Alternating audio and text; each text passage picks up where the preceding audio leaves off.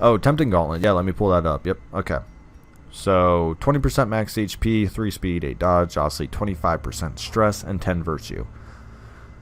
Alright, so that's a lot of stress to add, and obviously the virtue chance on top of that will almost ensure you get an affliction.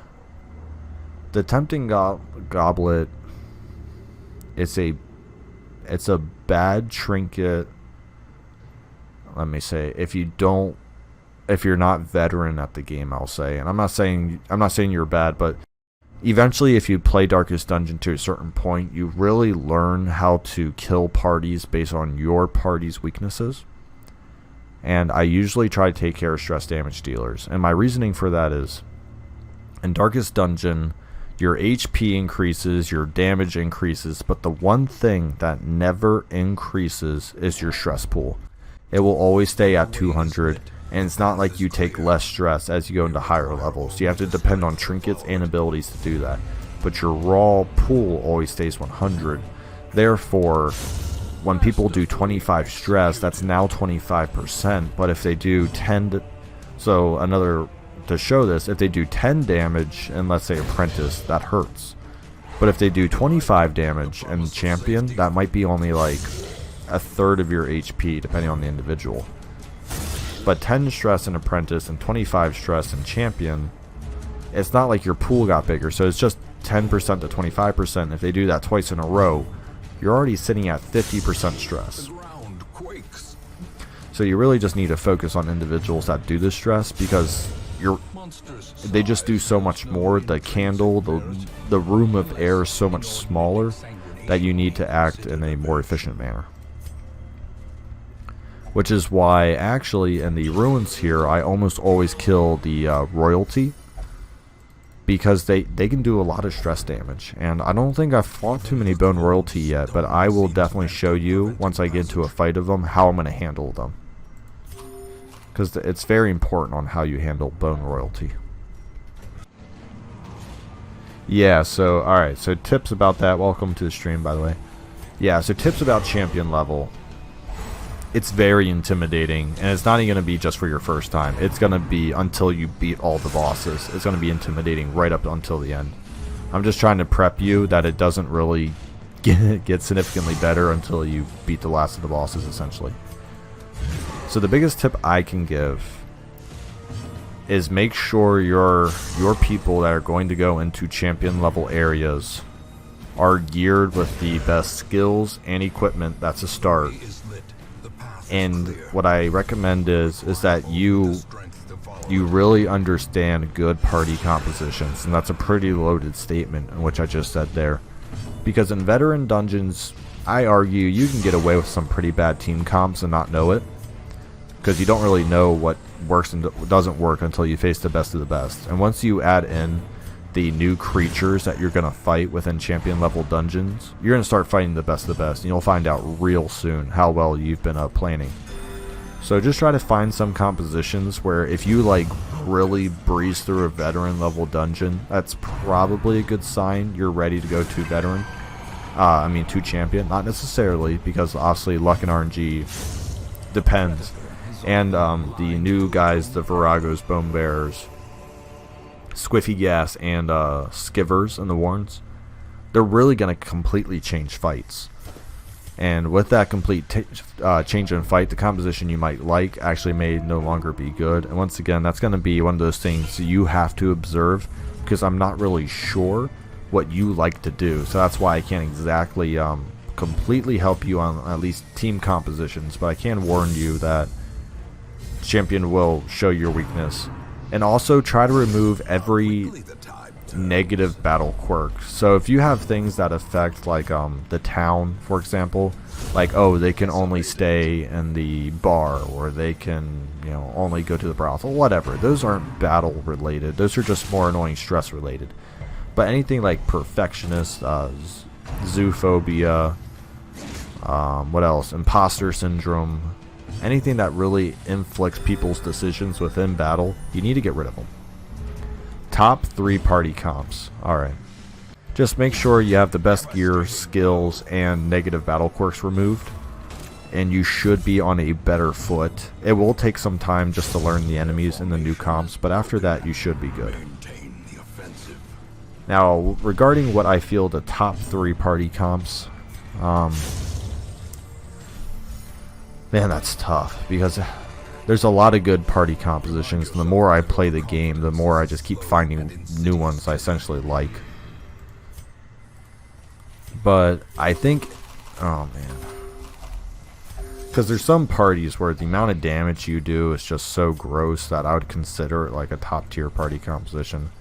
I definitely always like having a Vestal. I try not to because I think it's boring, but I really do think Vestals are not a cheat code, but they really make it hard to have a bad party composition with the Vestal. That's what I will argue. And same for the Jesters. I feel like a Vestal Jester, you're already halfway there to a strong party composition. I'm going to keep moving and see what this last fight is. Thing from the stars, come on. Dang it.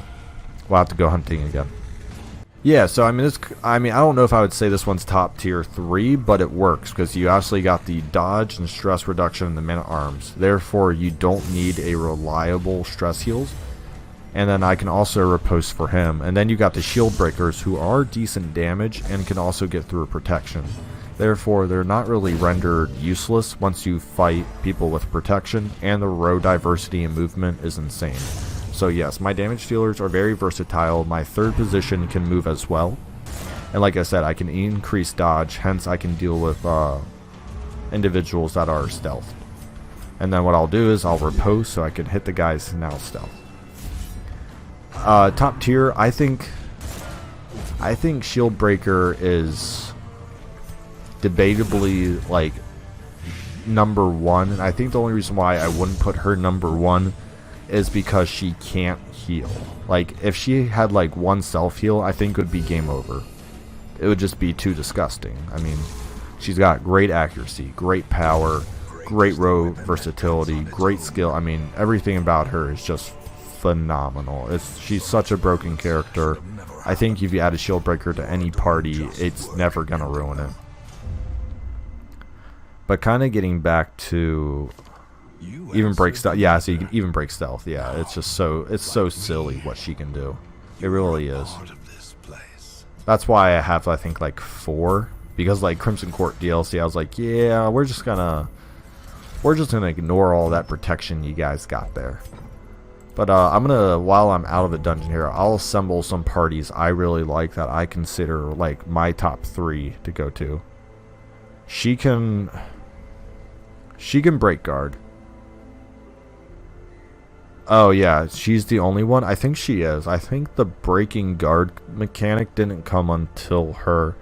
You have the Jester who can bypass guard, and then everyone else, I believe, has to stun out of it. I don't think there's anyone else who can like get through it. So yeah, I think she is the only one. But yeah, real quick here, let me set up like compositions I'm really comfortable with, and I'll explain why I think they're really good. And I actually used one at the beginning of the dungeon when I had my mic muted. So, oh my gosh, I keep passing him. Going too quickly. Still going too quickly. I'm looking for my abomination, essentially. There he is. Okay. Yeah, so this party, why do I like it? We got a strong 2 and 3rd diversity here. We also obviously have stress heals and increasing crit and accuracy, which helps these two immensely. Jesters are also just great people, obviously, for supporting. Abomination, always have all of his skills readily available, and this is obviously a transformation abomination. You won't ever see me use manacles or beast bile. This is clearly, and usually I only use rage, and what I will do is I will smash the 3rd position with it. Usually 1 to 2 shotting it, instantly killing. My trinkets focused on stress reduction, so I don't have to use Inspiring Tune. And then also just the damage and speed to make sure he goes first. Then we get to him. I do use Quincy as a ranged character in this build, not melee, just so I can sit there and use Scrape Shot the whole time.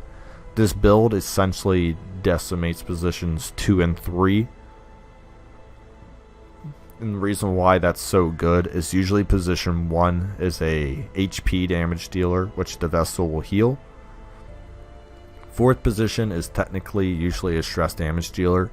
So what I do within the first turns most time is I kill position 2 and 3, and then what I do is I'll usually get a critical on somebody, or at least like finish off a body, that I then make a party of 4 go to a party of 3, where they can then be repeatedly hit with Grape Shot Blast until they die. And then obviously the Vestal has a stun 1 to 3 and heals. So that's one of my go-tos. Another one of my go-tos here, I do like Hellions as well. So let me pull my Hellion in. I like a Hellion. And then it really depends. Sometimes it'll be a Plague Doctor, and other times it'll be a Houndmaster. Yeah, so on when to transform an Abomination. That's an interesting one. Early Abominations, such as Apprentice and Veteran levels, are typically more, you're going to keep them untransformed. I do it immediately, yes. And the reason why I do it immediately is because I have the stress heals and also the damage to do critical strikes, which means my fights don't go long, so I don't take a lot of additional stress, and I also heal stress with other people with the critical strikes.